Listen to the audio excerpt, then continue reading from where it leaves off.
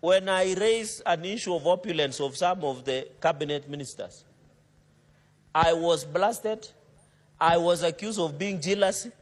I was accused of not knowing how to do deals.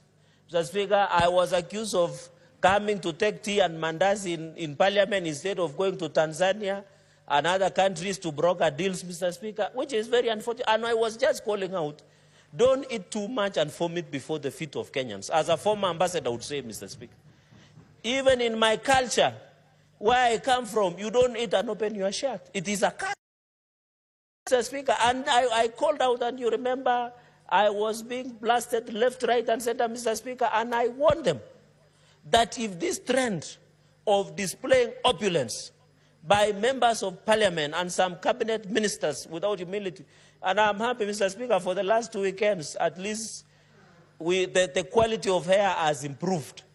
Because when choppers were crisscrossing, it was also affecting our agenda of climate change, Mr. Speaker, where people would fly in, land, reorganize the program of a funeral or a church service, speak, insult other elected leaders, Mr. Speaker, call them dimwits, call them fools, the way I was being called in Nandi last year, give out the money that God knows where they got it from, millions of shillings, and they fly away from the chopper, disrupting, Mr. Speaker, a social function for the next 1 hour or 30 minutes, Mr. Speaker, until they settle, Mr. Speaker.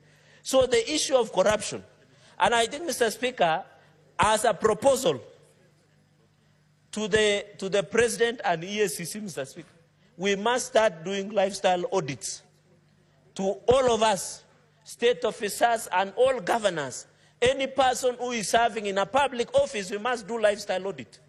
We must know, so that the reason Kenyans were on the streets, the reason Gen Z were calling us out, is because they are wondering, how can you contribute 20 million shillings in an Arambe, and yet they don't have even 100 shillings. They were wondering, the minister would be in Arambe counting millions of shillings, and the roads are not there, Mr. Speaker. And the water is not there, Mr. Speaker. So they are wondering, we are telling them the economy is bad, but we preside an Arambe worth millions of shillings, Mr. Speaker. It is not bad to do an Arambe. It is not bad to help people, but we must do their, and I'm telling you, I know some people, even who had bought shirts for funerals, dark suits, because their only thing was just, when they hear social function, Senator Sifuna, they appear. But they have never visited the bad roads that are in our counties, or look even at the water, Mr. Speaker.